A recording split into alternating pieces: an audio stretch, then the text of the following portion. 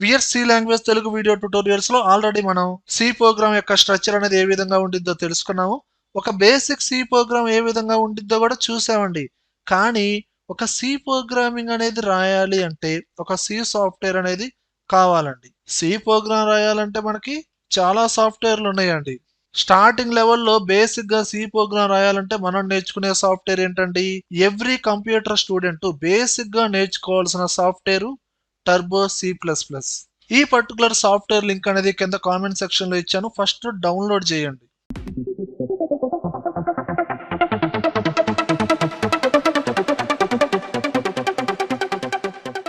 ఈ సాఫ్ట్వేర్ తో మీరు సి ప్రోగ్రామ్స్ రాయొచ్చు. ఫ్యూచర్ లో నేర్చుకునే course C plus plus programs కూడా రాయొచ్చండి. మీరు సాఫ్ట్వేర్ ని డౌన్లోడ్ చేశారు కదండి, టర్బో సి ప్లస్ ప్లస్ అనే నేమ్ తో ఒక రేర్ ఫైల్ అయితే డౌన్లోడ్ అవుతుందండి. ముందు ఈ పర్టికులర్ ఫైల్ ని ఎక్స్ట్రాక్ట్ చేయండి. రైట్ క్లిక్ ఇచ్చి ఎక్స్ట్రాక్ట్ హియర్ ఒక ఫోల్డర్ లాగా సపరేట్ గా కన్వర్ట్ అవుతుందండి. ఆ ఫోల్డర్ ఓపెన్ చేయండి. ఇందులో డిఫరెంట్ ఫైల్స్ ఉంటాయి. ఇందులో పర్టికులర్ గా సెటప్ డాట్ ఈఎక్సి ఈ ఫైల్ మీద డబుల్ క్లిక్ చేయండి. నెక్స్ట్ యాక్సెప్ట్ చేయండి. ఈ రేడియో బటన్ సెలెక్షన్ చేసి నెక్స్ట్ ఇన్స్టాల్. మీకు 2 or 3 minutes లో ఈ సాఫ్ట్వేర్ అనేది ఇన్స్టాల్ అయిపోతుందండి. పెద్ద టైం ఏం పట్టదు. ఫినిష్. ఎప్పుడైతే మీ సాఫ్ట్వేర్ అనేది కంప్లీట్ అయిందో ఆటోమేటిక్గా ఇలా ఒక విండో ఓపెన్ అవుతుందండి. ఎప్పుడైతే ఇక్కడ start Turbo C plus plus అంటారో ఆ సాఫ్ట్వేర్ అనేది ఓపెన్ అవుతుంది. ఓకే, ఒకసారి మీరు క్లోజ్ చేయండి. మీ సాఫ్ట్వేర్ అనేది ఇన్స్టాల్ అయిన తర్వాత డెస్క్టాప్ మీద ఆటోమేటిక్గా మనకి ఇక్కడ టర్బో సి ప్లస్ ప్లస్ అనే నేమ్తో ఒక ఐకాన్ అయితే క్రియేట్ అవుతుంది. డైరెక్ట్ గా దీన్ని ఓపెన్ చేయండి. చూడండి, ప్రీవియస్ విండోనే ఓపెన్ అయింది. Start Turbo C plus plus ఈ బటన్ ని క్లిక్ చేయండి. ఇదిగోండి, స్టార్టింగ్ మీరు ఫ్రెష్ గా ఇన్స్టాల్ చేసిన తర్వాత విండో అనేది ఈ విధంగా ఓపెన్ అవుతుందండి. ఇందులో పర్టికులర్ గా కనిపించే ఈ బ్లూ ఏరియా, ఈ బ్లూ స్క్రీన్ ఏదైతే ఉందో అదే ప్రోగ్రామ్ ఏరియా అండి. అక్కడ మనం ప్రోగ్రామ్ అనేది టైప్ చేస్తాం.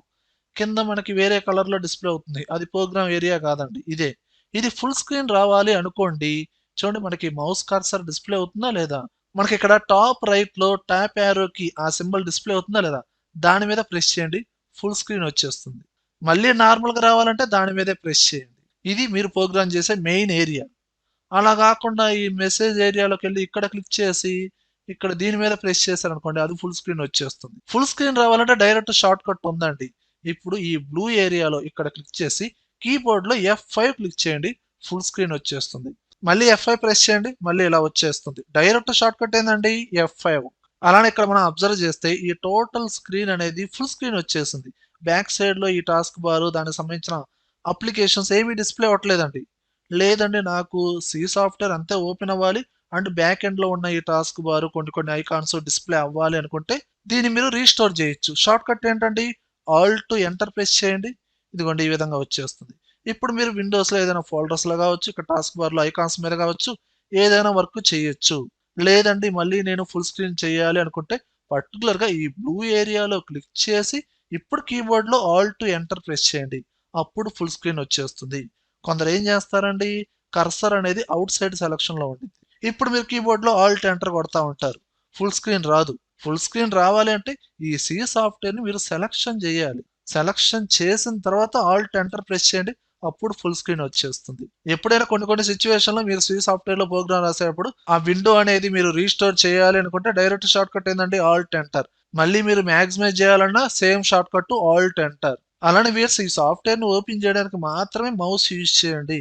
మౌస్ కర్సర్ అనేది డిస్ప్లే అవుతుంది, అలా అని చెప్పి మౌసే యూజ్ చేయకూడదండి. మీరు కీబోర్డ్ నే యూజ్ చేయండి. ఫ్యూచర్ లో మీరు ప్రోగ్రామ్ రాసిన తర్వాత ప్రోగ్రామ్ అవుట్పుట్ చూడాలన్నా, దానికన్నా ముందు కంపైల్ చేయాలన్నా, ఎర్రర్ చెక్ చేయాలన్నా, ఏది చేయాలన్నా ఓన్లీ షార్ట్ కట్స్ యూజ్ చేయండి. ప్రతిసారి మౌస్ యూజ్ చేస్తే టైం వేస్ట్ చేయకండి. మనకి ఇక్కడ విండోస్ లో చూస్తే ఇక్కడ మెనూ బార్ ఉంది, డిఫరెంట్ మెనూస్ ఉన్నాయి.